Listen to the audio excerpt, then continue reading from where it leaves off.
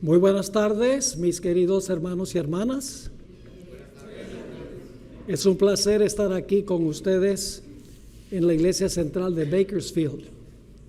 Quiero agradecerle al Pastor López por haberme invitado para estar con ustedes durante toda una semana. Creo que ustedes han recibido un volante a donde está el horario y los títulos de los temas. Quiero, a manera de introducción, antes de tener la oración, hacer algunos anuncios en cuanto al transcurso de nuestro estudio juntos. En primer lugar, vamos a empezar a tiempo. Vamos a empezar a la hora exacta. Y la razón es que estamos transmitiendo esta serie de temas por nuestro canal de televisión, Zoom TV Latino. Y por eso tenemos que empezar en punto. Así que hagamos un esfuerzo para llegar temprano para que podamos estar aquí para el comienzo de cada uno de los temas. Otro punto que quiero mencionar es que para esta serie he preparado un manual. El manual de estudio se titula La Iglesia Militante y Triunfante. Todo lo que voy a presentar aquí está en el manual escrito. Le van a sacar muchísimo más provecho a nuestro temario si consiguen el manual. Ya que todavía no es sábado, puedo anunciar que para esta serie, para los que consiguen el manual aquí, hay un precio especial. El precio regular creo que son $35, pero si lo consiguen aquí personalmente, el costo es de $25. Tiene más o menos unas 200 páginas de material muy bueno que creo que sería beneficioso para ustedes. Ya esta noche no tendremos venta, lógicamente, porque es viernes, está por comenzar el sábado, pero mañana en la noche, en el Fellowship Hall, va a estar Larry y Aileen con manuales para que ustedes puedan conseguir el manual de estudio y puedan disfrutar al máximo de nuestro estudio juntos. Esta serie no van a ser sermones, vamos a estudiar.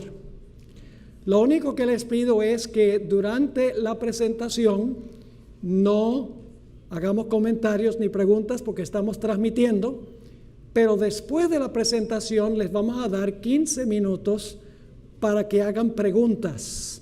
Así que después, si tienen alguna pregunta, anótenla y vamos a dar 15 minutos al terminar el tema para que puedan hacer preguntas. Para aquellos que están viendo la transmisión por televisión y a través del internet, quiero mencionarles que no tendremos para ustedes sesión de preguntas y respuestas, tendremos solamente el tema que dura aproximadamente 1 hora. Esta serie ustedes la están estrenando y yo la estoy estrenando. Esta es la primera vez que presento esta serie. Nunca la he presentado en ninguna otra parte. Los mensajes a las 7 iglesias. Antes de empezar, queremos pedir la bendición del Señor. Así que les invito con reverencia a inclinar sus rostros y vamos a orar. Padre Celestial, gracias te damos por el privilegio de comenzar las santas horas de tu sábado en tu casa. ¡Qué gran privilegio! Pedimos, Señor, al abrir tu palabra, que no regrese a ti vacía. Abre nuestras mentes para que podamos entender y nuestros corazones para recibir la semilla de la verdad, para que la semilla germine, crezca y fructifique para tu honra y tu gloria. Gracias te damos por escuchar esta oración, por responderla, porque te lo imploramos en el nombre precioso de Cristo, nuestro amante Salvador. Amén. Bien, yo que sé que algunos pocos tienen el manual ya. Vamos a empezar, para aquellos que tienen el manual, en la página 3.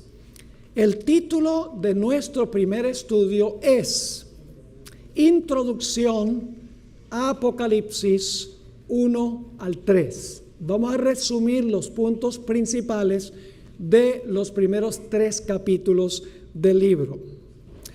Ahora, lo primero que encontramos al principio del libro de Apocalipsis es que Dios tiene una cadena de mando. Dios no es un dictador. Dios delega responsabilidad. Él opera un gobierno representativo donde diferentes individuos participan en el proceso de gobernar el universo. Vamos a Apocalipsis, el capítulo 1 y los versículos 1 al 2 para que ustedes vean cuál es la cadena de mando.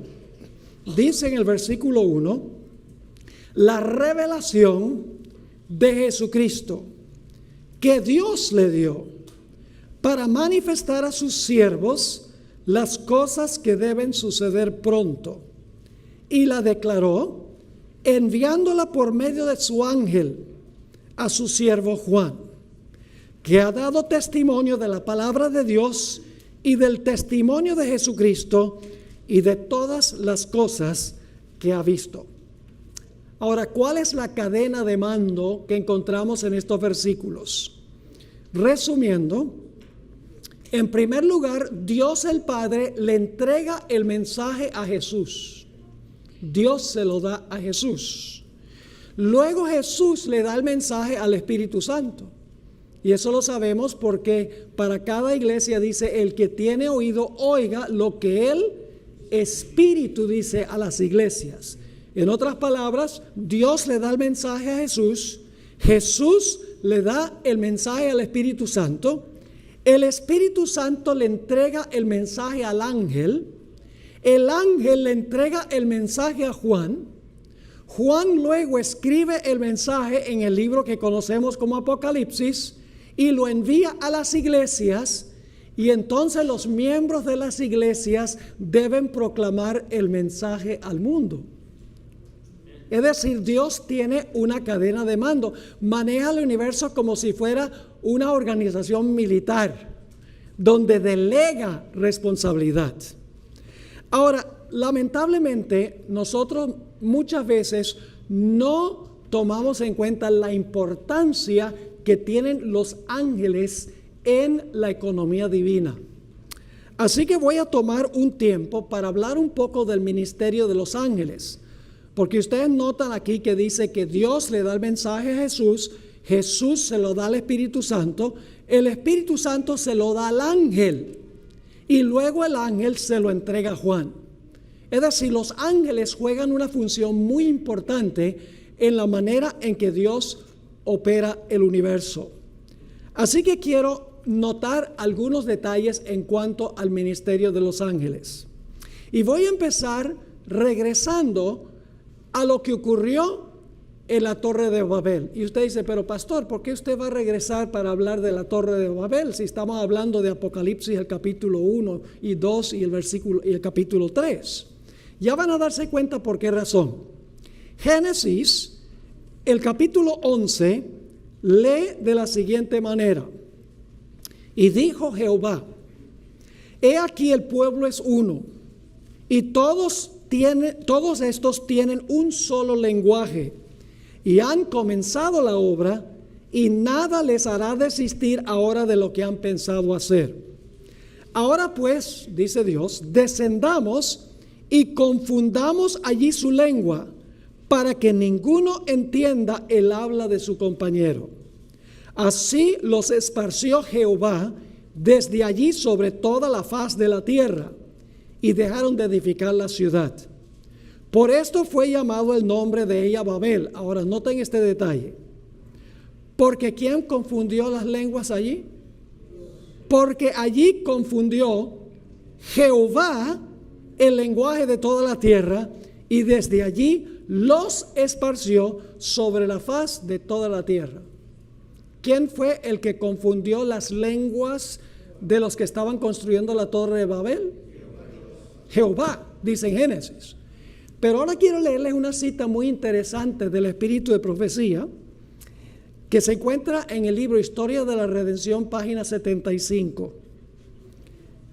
Comenta la sierva del Señor: la torre alcanzaba ya una gran altura, cuando el Señor envió 2 ángeles para que los confundieran en su trabajo.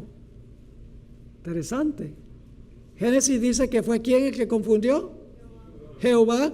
Aquí dice la sierva del Señor que Dios envió ¿qué? 2 ángeles para que los confundieran en su trabajo. Se había encargado a ciertos hombres que recibieran indicaciones de los que trabajaban en lo alto y que pedían materiales para su trabajo. De manera que el primero se comunicaba con el segundo y este con el tercero, hasta que el pedido llegaba a los que estaban abajo. Ahora escuchen esto. A medida que el mensaje pasaba de uno al otro en su descenso, los ángeles confundieron sus lenguas. Y cuando el pedido llegó a los obreros que estaban abajo, se proveyó material que no se había pedido. ¿Quiénes fueron los que impartieron el don de lenguas en la Torre de Babel? Dice en Génesis Jehová. Pero ¿cómo lo hizo Jehová? ¿Lo hizo por medio de qué? Por medio del ministerio de los ángeles. ¿Será que en el día del Pentecostés también el derramamiento del Espíritu Santo fue que Dios usó a los ángeles para impartir el don de lenguas? Vamos a notar algunas citas interesantes. Vamos a Hechos, el capítulo 2 y el versículo 1 al 4. Hechos 2, 1 al 4.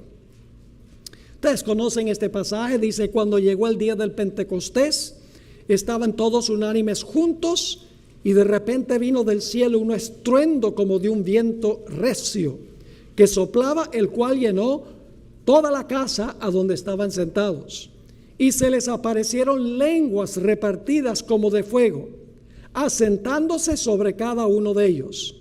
Y fueron todos llenos del Espíritu Santo y comenzaron a hablar en otras lenguas según el Espíritu les daba que hablase.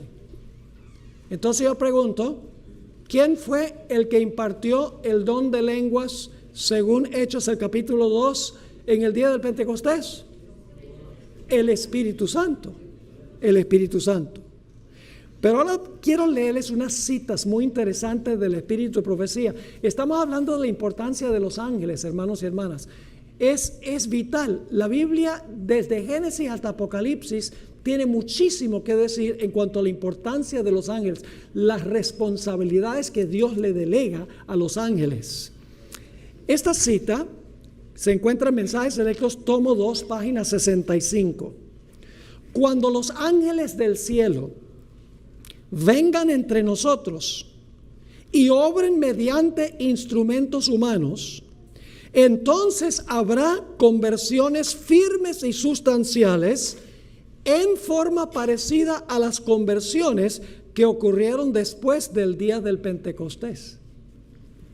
¿Qué dice? Cuando los ángeles del cielo estén entre nosotros, dice que habrá conversiones como los que ocurrieron después del día del Pentecostés. ¿Quiénes estaban ayudando a los apóstoles en la predicación?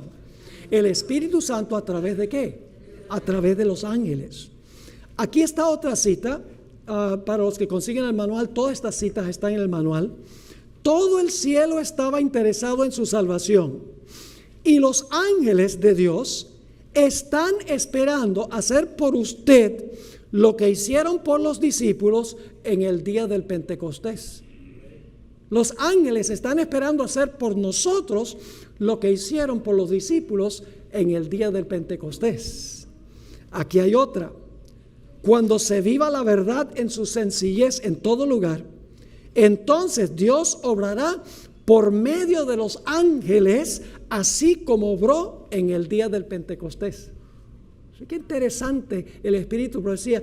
Y no está yendo más allá de la Biblia, porque ya leímos en Génesis que Dios confundió las lenguas, pero en realidad Dios usó ¿qué cosa? Ángeles para dar el don de lenguas. Y en el día del Pentecostés lo mismo. Así que dice: cuando se viva la verdad en su sencillez en todo lugar, entonces Dios obrará por medio de los ángeles, así como obró en el día del Pentecostés. Los corazones serán transformados tan decididamente que se verá una manifestación de la influencia de la verdad genuina, que se representa como el descenso del Espíritu Santo.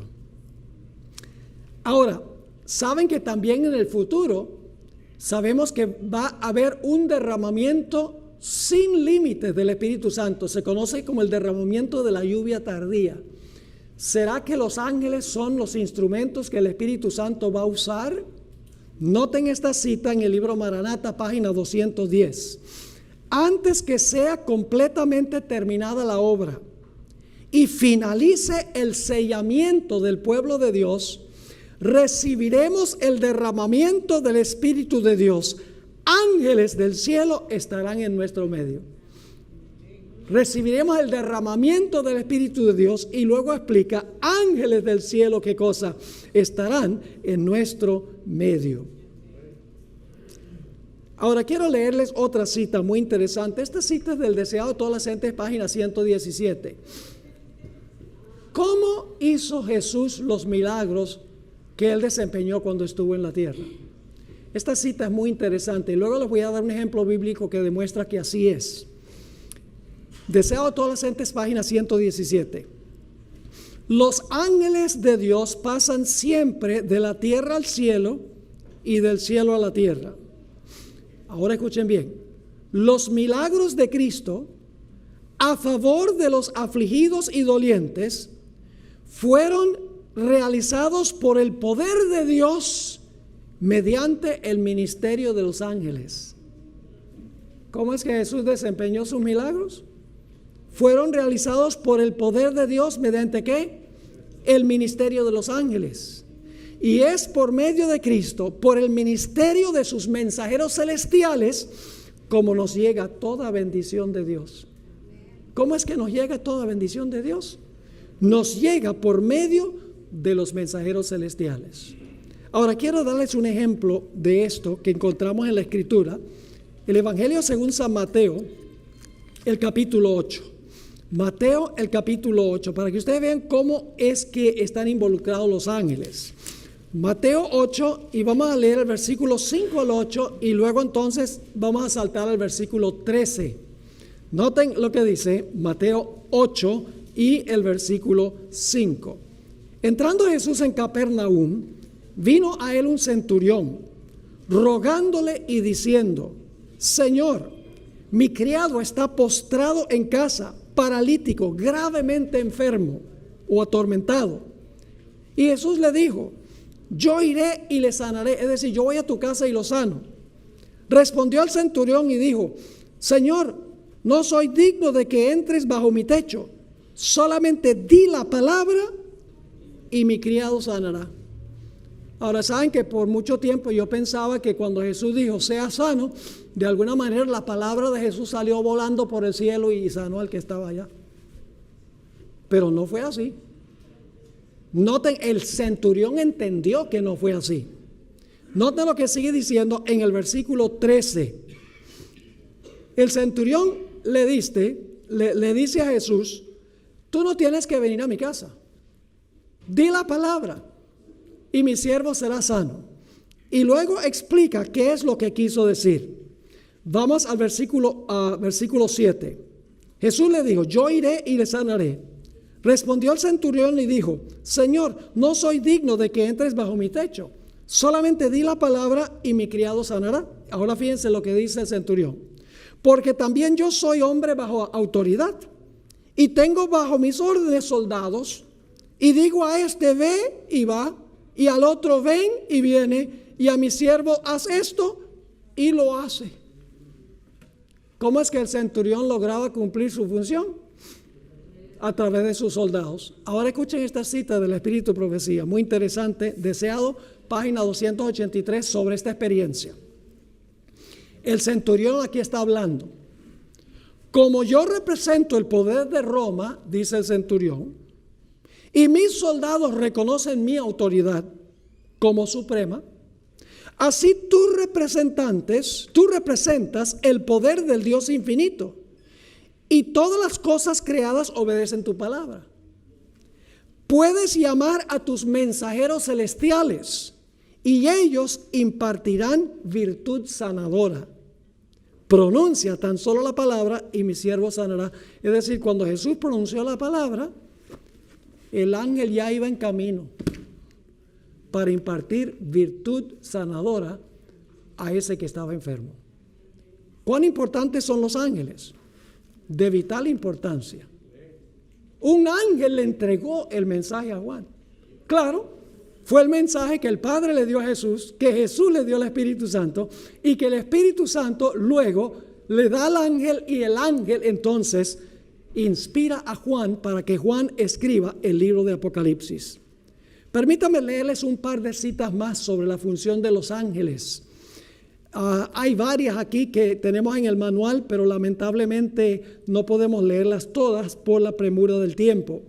En Palabras de Vida del Gran Maestro, página 122, encontramos esta cita, hablando sobre el fariseo. El fariseo no sentía ninguna convicción del pecado. ¿Quién es el que convence de pecado? El Espíritu Santo, ¿verdad? El fariseo no sentía ninguna convicción del pecado. El Espíritu Santo no podía obrar en él.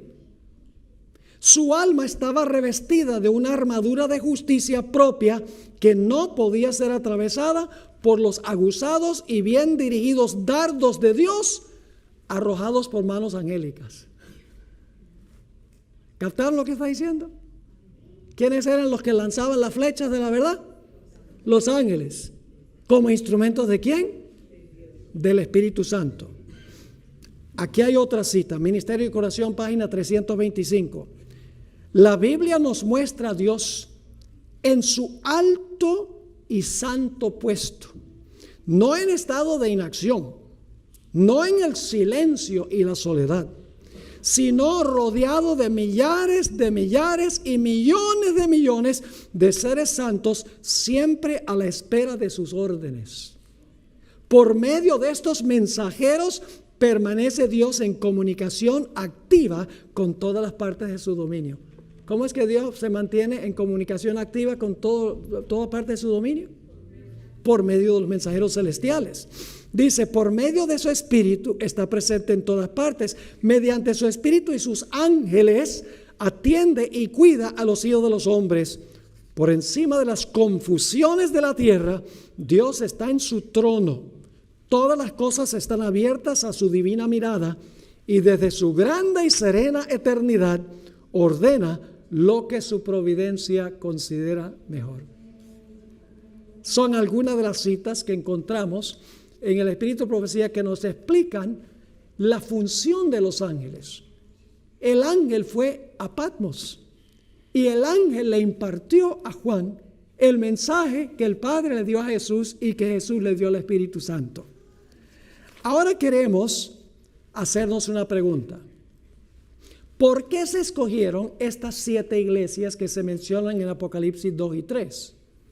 Había muchas iglesias en Asia Menor, a donde estaban localizadas estas 7 iglesias. Por ejemplo, había la iglesia de Troas, la iglesia de Asos, la iglesia de Mileto, la iglesia de Colosas, la iglesia de Hierápolis, la iglesia de Magnesia. Había muchas iglesias en Asia Menor. ¿Por qué razón el Espíritu Santo a través del ángel escogió estas 7 iglesias para mencionarlas en Apocalipsis, el capítulo 2 y el capítulo 3? Hay en realidad 2 razones. En primer lugar, porque si ustedes miran la geografía de las 7 iglesias, van a encontrar algo muy interesante. Y es que el lugar donde estaban localizadas estas iglesias forman un candelabro. Si se mueven de izquierda a derecha, y Patmos es la base del candelabro, van a encontrar que en su orden correcto aparece Éfeso, Esmirna, Pérgamo, Tiatira, Sardis, Filadelfia y Laodicea. Esas ciudades aparecen en el orden en que aparecen en Apocalipsis el capítulo 2 y el capítulo 3. Y ustedes saben que en el capítulo 2 y 3 Cristo está caminando en medio de los ¿qué? De los 7 candeleros. Y de eso lo vamos a explicar qué significa más adelante. En segundo lugar, estas 7 iglesias ilustran la condición de la iglesia en diferentes etapas de la historia. Es decir, estas iglesias de Asia Menor tenían características que iban a ilustrar periodos de centenares de años de la historia de la iglesia. Quiero leerles un par de citas del Espíritu de Profecía, una del Espíritu de Profecía y la otra de un autor que no es adventista. En el libro Hechos de los Apóstoles, página 585, Elena White explicó: los nombres de estas 7 iglesias son un símbolo de la iglesia en distintos periodos de la era cristiana. Es decir, cada iglesia representa un periodo de la historia de la iglesia. Sigue diciendo, el número 7 indica algo completo, es decir, el número 7 indica toda la historia de la iglesia. El número 7 indica algo completo y significa que los mensajes se extienden hasta el fin del tiempo, mientras que los símbolos usados revelan la condición de la iglesia en diferentes periodos de la historia. Es decir, estas iglesias geográficamente en Asia Menor tenían características que iban a ilustrar periodos o etapas de la historia de la iglesia. Otra cita escrita por Hal Lindsey, yo creo que el 99% de lo que escribió nosotros no estamos de acuerdo porque es un futurista, pero en este punto estaba en lo correcto. En su libro, yo traduje la cita Vanished into Thin Air, escribió lo siguiente: yo creo, al igual que muchos eruditos, que estas 7 cartas no fueron escritas tan solo a 7 iglesias literales que tenían problemas reales, sino que también conllevan una aplicación profética a la historia de la iglesia. Yo creo que estas 7 iglesias fueron escogidas y puestas en orden por nuestro omnisciente Señor, porque tenían problemas y características que iban a profetizar 7 etapas de la historia por las cuales habría de pasar la iglesia universal. Se escogieron estas 7 porque formaban un candelabro y Cristo camina en medio de los 7 candeleros. Y en segundo lugar, porque las iglesias locales en Asia Menor tenían características que iban a ilustrar la condición de la iglesia en diferentes etapas de la historia de la iglesia. Ahora, ¿qué método debemos nosotros usar para interpretar las iglesias y las otras porciones del libro de Apocalipsis? Usamos un método que se conoce como el método historicista o el método histórico de interpretar las profecías de Apocalipsis.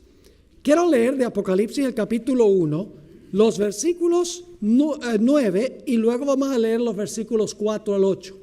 Van a ver que se mencionan 3 etapas.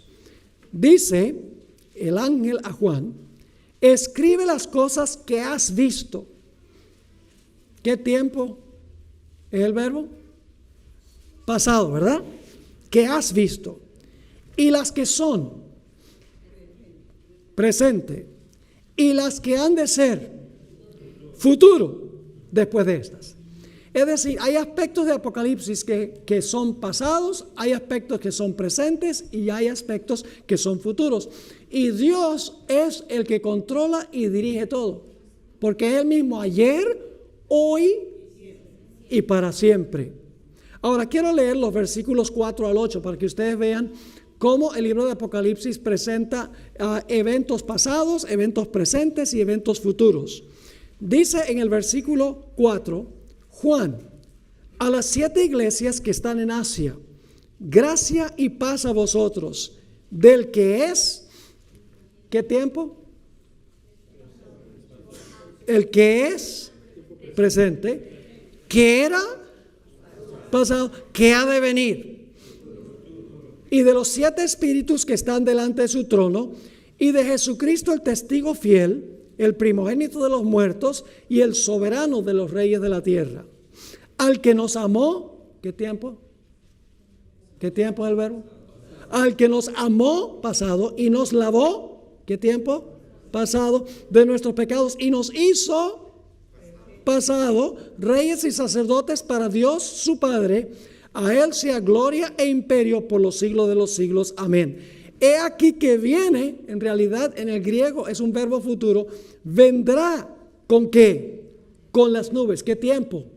Futuro. Viene con las nubes y todo ojo le verá, y los que le traspasaron y todos los linajes de la tierra harán lamentación por él. Sí, amén.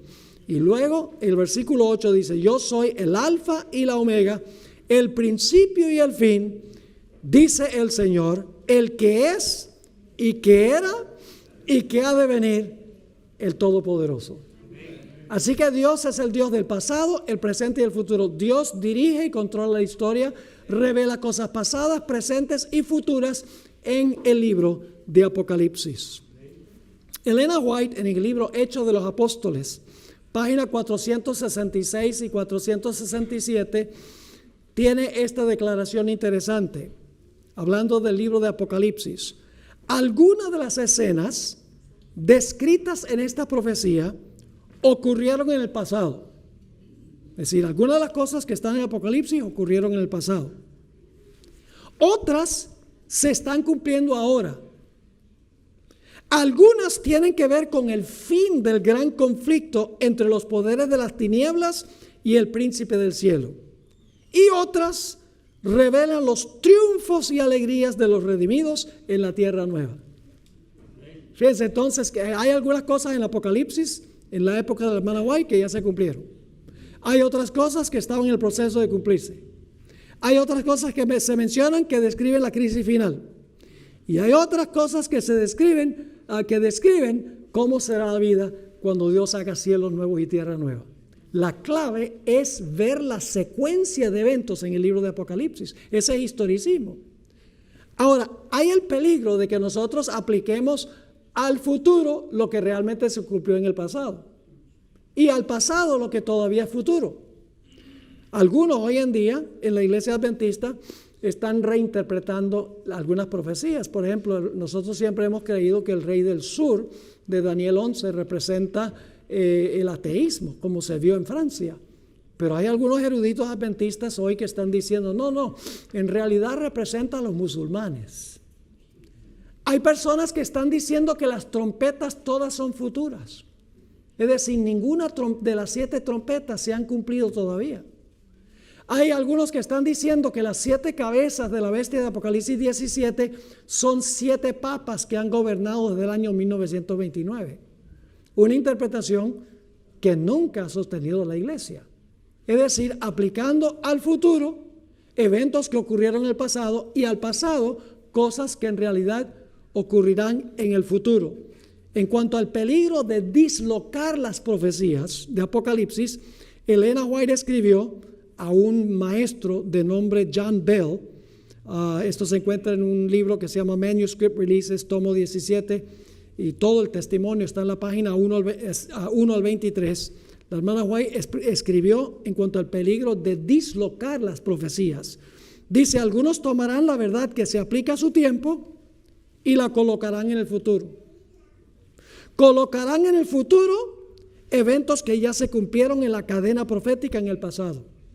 Y por medio de estas teorías se socava la fe de algunos. Así que cuando estudiamos el libro de Apocalipsis hay que hacerlo con reverencia. Hay que ver la secuencia de eventos. Las 7 iglesias presentan una cadena de eventos. Un periodo histórico después de otro periodo histórico, después de otro periodo histórico, desde los días apostólicos hasta el tiempo del fin. Lo mismo hacen los sellos, lo mismo hacen las trompetas, lo mismo las bestias de Apocalipsis 12 y 13, comienzan en el pasado, lo llevan a uno al presente y luego proyecta el futuro. Ese método es historicismo, no es como los futuristas, que son, por ejemplo, los pentecostales, los carismáticos, etcétera, que ellos dicen que Apocalipsis 4 hasta Apocalipsis, el capítulo 20, todo es futuro, nada se ha cumplido todavía. Entonces, si eso es cierto, ¿qué pasa con los mensajes de los 3 ángeles en Apocalipsis 14? No se han proclamado todavía. Si ese es el caso, entonces no tiene razón de existir la iglesia adventista, porque nosotros decimos que nuestra misión es proclamar los mensajes de los 3 ángeles. Es decir, que tenemos que estudiar el libro de Apocalipsis con reverencia y le vamos a aplicar a las 7 iglesias el método histórico de estudiarlas. Vamos a ver que representan 7 etapas consecutivas de la historia de la iglesia. Ahora, ¿a dónde estaba Juan cuando recibió el mensaje de Apocalipsis y por qué estaba allí? Vamos a Apocalipsis 1, 9 al 11. Apocalipsis 1, 9 al 11. Aquí escribió Juan, yo Juan, vuestro hermano y copartífice vuestro en la tribulación, en el reino y en la paciencia de Jesucristo, estaba en la isla llamada Patmos. ¿Dónde estaba Juan cuando recibió el mensaje que le impartió el ángel? En Patmos. ¿Por qué estaba en Patmos? ¿De vacación? ¿Se fue en un crucero? No. Dice, por causa de la palabra de Dios y el testimonio de Jesucristo. Yo estaba en el Espíritu en el día del Señor y oí detrás de mí una gran voz como de trompeta que decía, yo soy el Alfa y el Omega, el primero y el último. Escribe en un libro lo que ves y envíalo a las 7 iglesias que están en Asia, a Éfeso, Esmirna, Pérgamo, Tiatira, Sardis, Filadelfia y la Odisea. Así que Juan estaba ¿dónde? En Patmos. ¿Por qué estaba en Patmos? Porque había dado testimonio de Jesucristo. Ahora digamos algunas cosas en cuanto a Patmos. Patmos es una isla que todavía existe, queda en el mar Egeo, más o menos a unos 80 kilómetros de la ciudad de Éfeso. Es una isla que tiene 25 kilómetros cuadrados, es decir, es una isla relativamente pequeña. No tiene árboles ni tiene ríos. En la época de Juan era el Alcatraz, o el San Quintín, o la Gorgona, para los que conocen la Gorgona, una isla que era una prisión en Colombia. Enviaban ahí los peores criminales a la isla de Patmos y allí estaba Juan. ¿Acaso Juan era un criminal? No. Entonces, ¿por qué estaba en la isla de los peores criminales? El espíritu de profecía y la tradición eclesiástica nos ayuda a entenderlo. Según Elena White, el emperador Domiciano, quien gobernó a fines del siglo I, procuró matar a Juan, echándolo a un caldero de aceite hirviente. Pero Dios preservó milagrosamente su vida, como preservó la vida de los 3 jóvenes que fueron echados al horno de fuego. Elena White escribió en el libro Hechos de los Apóstoles, página 455, Juan fue echado en una caldera de aceite hirviente, pero el Señor preservó la vida de su fiel siervo, así como protegió a los 3 hebreos en el horno de fuego. Mientras se pronunciaban las palabras, así perezcan todos los que creen en este engañador, Jesucristo de Nazaret, Juan declaró, mi maestro se sometió pacientemente a todo lo que hicieron Satanás y sus ángeles para humillarlo y torturarlo. Dio su vida para salvar al mundo. Me siento honrado de que se me permita sufrir por su causa. Soy un hombre débil y pecador. Solamente Cristo fue santo, inocente e inmaculado. No cometió pecado ni fue hallado engaño en su boca. Elena White escribió, estas palabras tuvieron su influencia y Juan fue retirado de la caldera por los mismos hombres que lo habían echado en ella. Dio testimonio de Jesucristo y de la palabra de Dios. Fue fiel. Elena White no es la única que nos dice que esto fue lo que pasó con Juan. Hay una antigua tradición cristiana escrita por Tertuliano, uno de los padres eclesiásticos, a donde él dijo que Juan fue sumergido en un caldero de aceite hirviente sin sufrir daño alguno y luego fue enviado a una isla. No menciona el nombre de la isla, pero dice fue enviado a una isla. Y sabemos por Apocalipsis que fue la isla de ¿qué? La isla de Patmos. Además de eso, Clemente de Alejandría, uno de los padres tempranos de la iglesia apostólica, postapostólica, dijo que durante el reinado del emperador Nerva libraron a Juan de Patmos y fue a parar a Éfeso y fue obispo en la ciudad de Éfeso, según dice Clemente de Alejandría. Ahora sabemos a dónde estaba y por qué estaba allí. Necesitamos preguntarnos cuándo recibió Juan su revelación. Bueno, vamos a leer lo que dice en Apocalipsis, el capítulo 1, ya lo leímos, el capítulo 1 y el versículo 10. Yo estaba en el Espíritu, ¿cuándo? En el día del Señor. Ahora hay tres interpretaciones en cuanto a esa frase, día del Señor. La mayoría de los cristianos dicen domingo. Juan recibió la visión en domingo. Algunos eruditos adventistas dicen que el día del Señor significa que Juan fue llevado a presenciar la segunda venida de Cristo, porque en la Biblia se menciona la segunda venida como el día del Señor, grande y terrible. Entonces dicen, fue llevado en visión a ver la segunda venida de Jesús. Hay un tercer grupo, entre el cual estoy yo, que dice que esta visión le fue dada a Juan un sábado. Ahora, ¿por qué creo yo que esta es la interpretación correcta? Por dos razones. Número uno, porque decir que Juan fue transportado a la segunda venida no cuadra con el contexto. En el contexto, Jesús está caminando en medio de los 7 candeleros, en el lugar santo. Fue allá en su ascensión. Transportarlo a la segunda venida, cuando Jesús está caminando entre los 7 candeleros en el lugar santo, no cuadra. En segundo lugar, Elena White dice explícitamente que Juan recibió su visión un sábado. Quiero leerles esa cita, Hechos de los Apóstoles 4:64 y 4:65. Fue un sábado cuando la gloria del Señor se manifestó al desterrado apóstol. Juan observaba el sábado tan reverentemente en Patmos como cuando predicaba al pueblo de las aldeas y las ciudades de Judea. Se aplicaba a sí mismo las preciosas promesas que fueron dadas respecto a este día. Yo fui en el Espíritu en el día del Señor, escribió Juan, y oí detrás de mí una gran voz como de trompeta que decía, yo soy el Alfa y Omega, el primero y el último.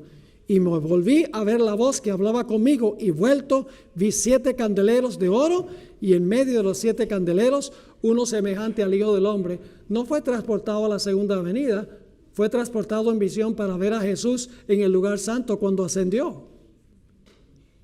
Y ciertamente no es el domingo, porque en la Biblia nos dice que Jesús es Señor del sábado. Si es Señor del sábado, entonces el sábado es el día del Señor.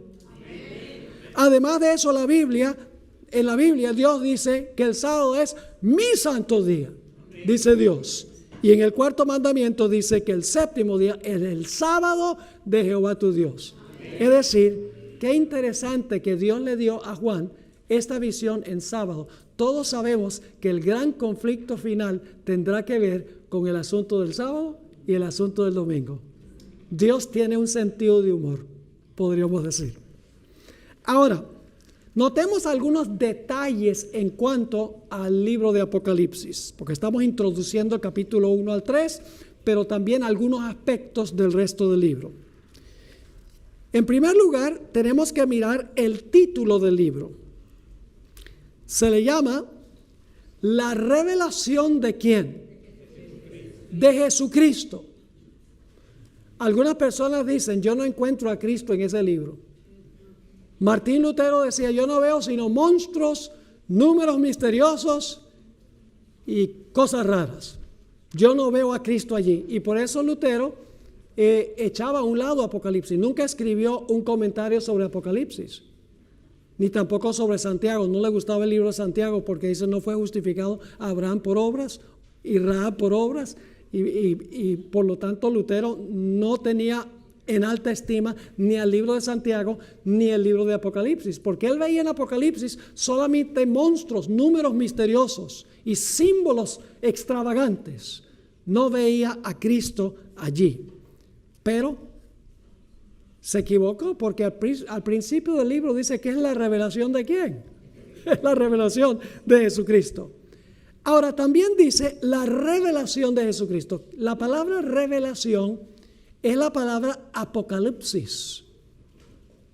¿Qué significa la palabra apocalipsis? La revelación de Jesucristo. Revelar, ¿significa revelar o significa quitarle el velo a algo?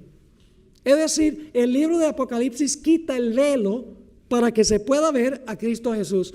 La palabra apocalipsis, que es quitar el velo, es exactamente opuesta a la palabra apócrifon, que significa ocultar. Por eso los libros apócrifos ocultan. El libro de Apocalipsis revela a Jesucristo, le quita el velo para que se pueda ver a Cristo Jesús. Algunas personas dicen, de nada vale estudiar este libro, porque es demasiado complicado. No tengo suficiente inteligencia como para descifrar el significado del libro. Está sellado y nadie lo puede entender. Eso dicen algunos. Lo mismo decían en los días de Isaías. En Isaías 29, 11 y 12, dice, y os será toda visión como palabras del libro sellado, el cual, si dieren al que sabe leer y le dijeren, lee ahora esto, él dirá, no puedo, porque está sellado.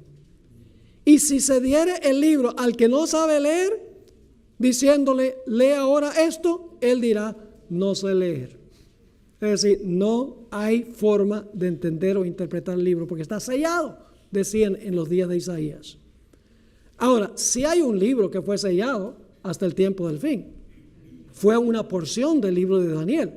En Daniel 12:4 dice, pero tú, Daniel, cierra las palabras y ¿qué? Y sella el libro para siempre. No, cierra las palabras y sella el libro ¿hasta cuándo? Hasta el tiempo del fin. El tiempo del fin comienza en 1798. Muchos correrán de aquí para allá y la ciencia, que es la ciencia de las profecías, el conocimiento de las profecías aumentará porque se le va a quitar el sello al libro de Daniel. Ahora, el libro de Apocalipsis es el libro que le quita el sello al libro de Daniel. Quiero leerles una cita un tanto larga en Hechos de los Apóstoles, página 466 y 467. Esta revelación, el libro de Apocalipsis, fue dada para la orientación y el aliento de la iglesia durante la dispensación cristiana. ¿Por qué fue dado el libro de Apocalipsis? Para orientación y el aliento de la iglesia durante la dispensación cristiana, es decir, toda la historia de la iglesia cristiana. Y sin embargo, ha habido maestros religiosos que declararon que es un libro sellado y que sus secretos no pueden explicarse.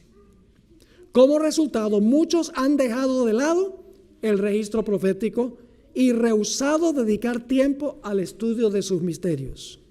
Pero Dios no desea que su pueblo considere así ese libro. Es la revelación de Jesucristo que Dios le dio para manifestar a sus siervos las cosas que deben suceder presto.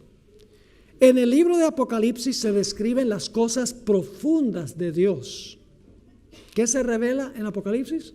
Las cosas profundas de Dios. El nombre mismo que fue dado a sus páginas inspiradas, el Apocalipsis o revelación, contradice la afirmación de que es un libro sellado. Una revelación es algo que se revela. El Señor mismo reveló a su siervo los misterios contenidos en dicho libro. Y es su propósito que estén abiertos al estudio de todos. Sus verdades se dirigen tanto a los que viven en los últimos días de la historia de esta tierra y también a los que vivían en los días de Juan. Algunas de las escenas descritas en esta profecía pertenecen al pasado. Otras se están cumpliendo ahora. Algunas tienen que ver con el fin del gran conflicto entre los poderes de las tinieblas y el príncipe del cielo. Y otras revelan los triunfos y alegrías de los redimidos en la tierra nueva. Y luego amonesta de la siguiente manera: nadie piense que al no poder explicar el significado de cada símbolo de Apocalipsis, es inútil seguir escudriñando el libro en un esfuerzo de conocer el significado de la verdad que contiene. El que reveló esos misterios a Juan dará al investigador diligente. ¿Qué clase de investigador? Diligente de la verdad, un goce anticipado de las cosas celestiales. Los que tengan sus corazones abiertos para la recepción de la verdad serán capacitados para entender sus enseñanzas. y se les otorgará la bendición prometida a los que oyen las palabras de esta profecía y guardan las cosas en ella escritas. En el Apocalipsis todos los libros de la Biblia se encuentran y terminan. En él está el complemento del libro de Daniel. Uno es una profecía, Daniel, el otro una revelación. El libro que fue sellado no fue el Apocalipsis, sino aquella porción de la profecía de Daniel que se refiere a los últimos días. El ángel ordenó: tú, empero, Daniel, cierra las palabras y sella el libro hasta el tiempo del fin. ¿El libro de Apocalipsis se puede entender?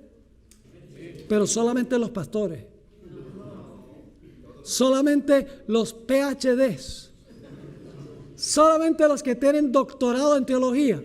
No. Ahora, ¿cómo sabemos que el libro se puede entender? Le voy a dar 4 razones. 1, por el mismo nombre del libro, la revelación. Quiere decir que se le quita el velo. Pues si es una revelación, se puede entender. En segundo lugar, hay una bendición que se pronuncia sobre aquellos que hacen ¿qué cosa? 3 cosas.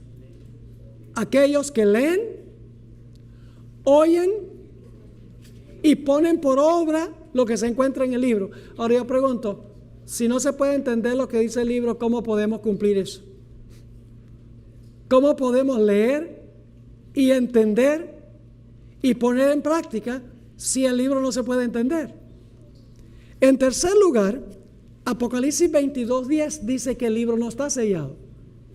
Se le dice a Juan: no selles las palabras de la profecía de este libro, porque el tiempo está cerca. Y finalmente, Dios manda a las 7 iglesias que oigan lo que el Espíritu dice a las iglesias. ¿De qué valdría oír lo que el Espíritu le dice a las iglesias si nadie lo puede entender? Estas son evidencias de que el libro de Apocalipsis se puede entender. Ahora, ¿a quiénes dirigió Dios este libro? Este libro no fue escrito para ateos, no fue escrito para incrédulos. El libro fue escrito para los fieles de Dios, para que luego ellos lo compartieran con otros. Noten lo que dice Ezequiel 3 y el versículo 1 al 5. Ezequiel 3, 1 al 5. Me dijo: hijo del hombre, come lo que hayas, come este rollo. Ahora, ¿qué significa comer el rollo? Nadie anda comiendo libros, ¿verdad que no? Ojalá que no, porque les va a dar indigestión. Pero aquí se le dice a Ezequiel: cómete el rollo, cómete el libro. ¿Qué significa eso? Significa asimilar ¿qué? El mensaje del libro. Ahora, cuando se asimila el mensaje, ¿qué hay que hacer? Sigue diciendo: hijo del hombre, come lo que hayas, come este rollo y ve y habla a la casa de Israel. Es decir, cómete el mensaje y luego ¿qué? Háblalo, compártelo. Dice en el versículo 2: y abrí mi boca, me hizo comer aquel rollo. Y me dijo: hijo del hombre, alimenta tu vientre y llena tus entrañas de este rollo que yo te doy. Y lo comí, y fue en mi boca dulce como la miel. Luego me dijo: hijo del hombre, ve y entra a la casa de Israel y haz ¿qué cosa? Y habla a ellos con mis palabras. Es decir, el libro de Apocalipsis, una vez que lo asimilamos, que lo metemos a nuestra mente, que lo entendemos, ¿qué debemos hacer? Debemos compartirlo. Me recuerda el librito de Apocalipsis, el capítulo 10. ¿Recuerdan el librito que le dijo el ángel a Juan que se lo comiera? Que iba a ser dulce en su boca, pero amargo en el vientre. Y luego, después de que se come el libro, es dulce en la boca y amargo en el vientre. ¿Qué le dice el ángel a Juan? Es necesario que ¿qué? Que profetices de nuevo. Es decir, es necesario que tú hables otra vez de lo que está contenido en el rollo. Estudiar Apocalipsis no es solo para nuestro propio beneficio. Estudiar el libro de Apocalipsis tiene como propósito, hermanos y hermanas, que entendamos el mensaje, y sí se puede entender por las razones que les he dado, y que luego entonces vayamos y compartamos el mensaje con otras personas. Ahora, un último punto, no tenemos tiempo para más. Dios le impartió el libro a Juan en lenguaje simbólico.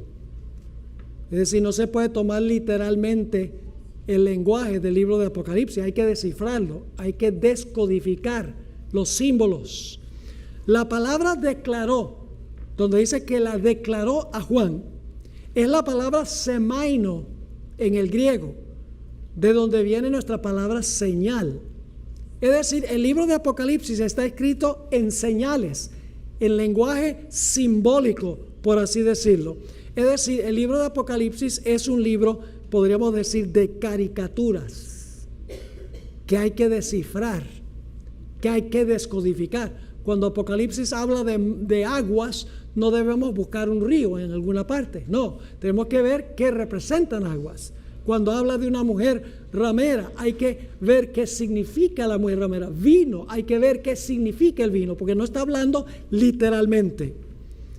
El libro de Apocalipsis, en otras palabras, es un drama o un acto teatral con diferentes actores.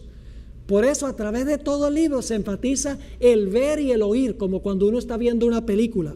35 veces aparece la palabra vi, 7 veces la palabra contemplé, 5 veces la palabra miré, 2 veces la expresión me mostró, 2 veces apareció, 28 veces aparece la palabra oí, 18 veces he aquí, que significa mira, y 4 veces se le ordena a Juan, ven y ve. El libro de Apocalipsis es una gigantesca película de la historia del mundo, particularmente el periodo desde el día del Pentecostés hasta el tiempo después del milenio, cuando Dios hará cielos nuevos y tierra nueva. Así que estos son algunos aspectos introductorios de los primeros 3 capítulos del libro y también del libro en general. En nuestro próximo estudio vamos a mirar las iglesias una por una, el tema central de cada iglesia, y luego vamos a desmenuzar cada una de las iglesias, un tema por cada iglesia, y algunas iglesias vamos a tomar 2 temas.